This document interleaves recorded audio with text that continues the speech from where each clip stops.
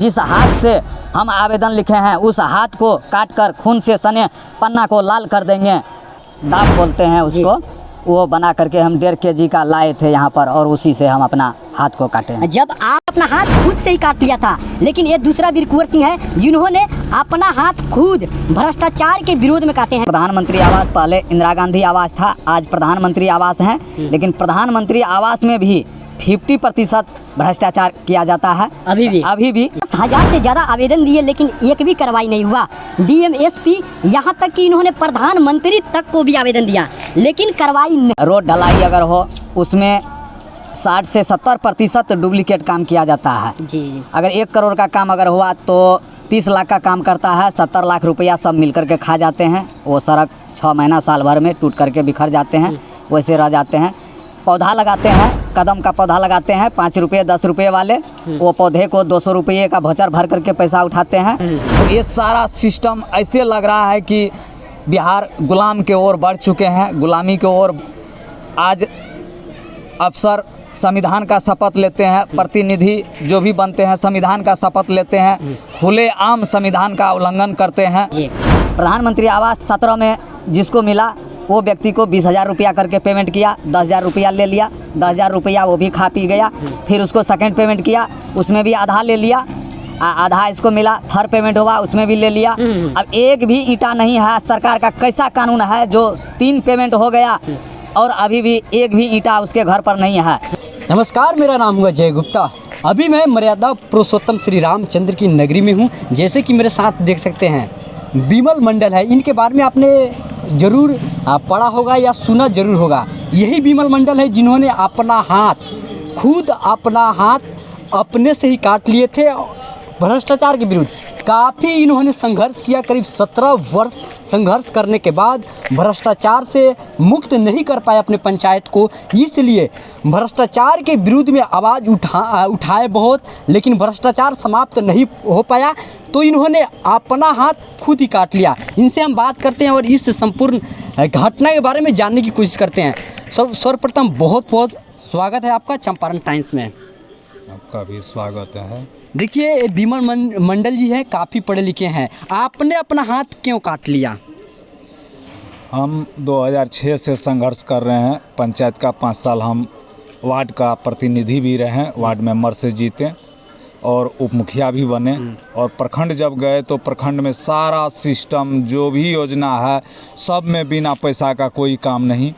अब जहाँ 1 रुपया अगर प्रखंड में लेता है तो 10 रुपया पंचायत प्रतिनिधि लेते हैं। जी। रोड ढलाई अगर हो उसमें 60 से 70% डुप्लीकेट काम किया जाता है। जी। अगर 1 करोड़ का काम अगर हुआ तो 30 लाख का काम करता है, 70 लाख रुपया सब मिल कर के खा जाते हैं। वो सड़क 6 महीना साल भर में टूट करके बिखर जाते हैं, वैसे रह जाते हैं।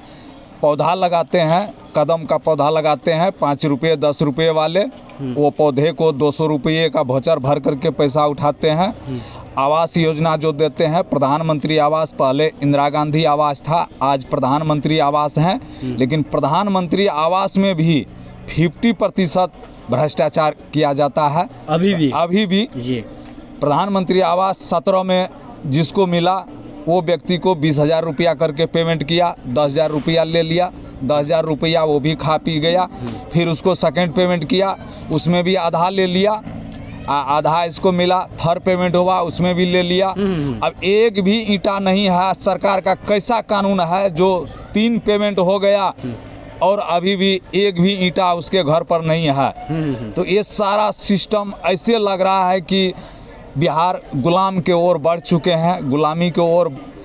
आज अफसर संविधान का शपथ लेते हैं, प्रतिनिधि जो भी बनते हैं संविधान का शपथ लेते हैं, खुलेआम संविधान का उल्लंघन करते हैं।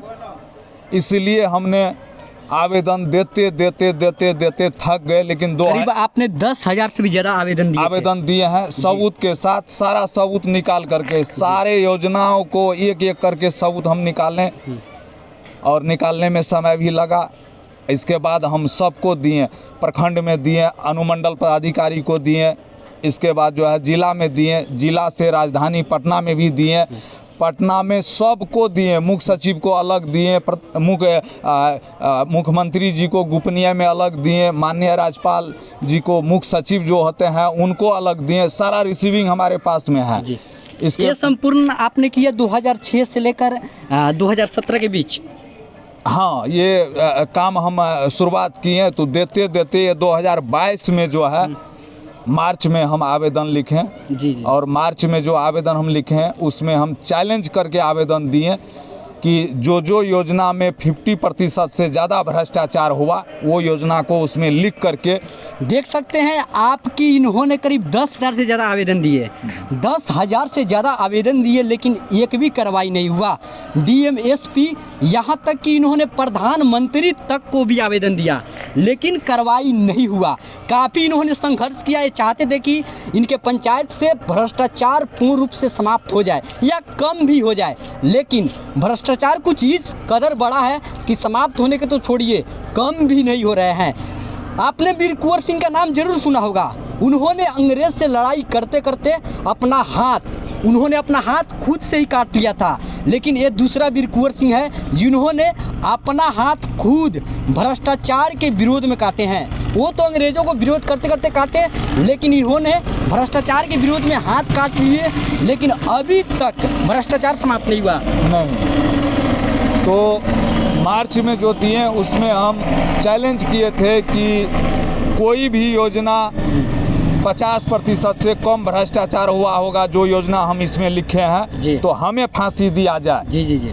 अगर 50% से ज़्यादा अगर भ्रष्टाचार हुआ है तो दोषी को, जो अफसर दोषी हैं, जो प्रतिनिधि दोषी हैं, उसका संपत्ति जब्त किया जाए, उसे पद पर से हटाया जाए।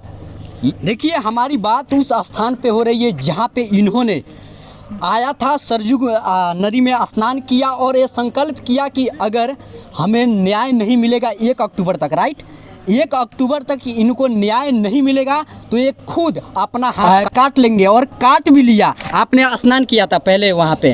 तो फिर जून में हम कागज़ माननीय मुख्यमंत्री जी को 15 जून को लिखे, 209 पन्ना का 208 पन्ना का मुख्यमंत्री जी को 208 पन्ना का 208 पन्ना का, और 209 पन्ना को 17 जून को माननीय प्रधानमंत्री जी को गोपनीय में दिए जी, और मुख्यमंत्री जी को भी गोपनीय में, प्रधानमंत्री जी को गोपनीय में। उसमें हम लिखें कि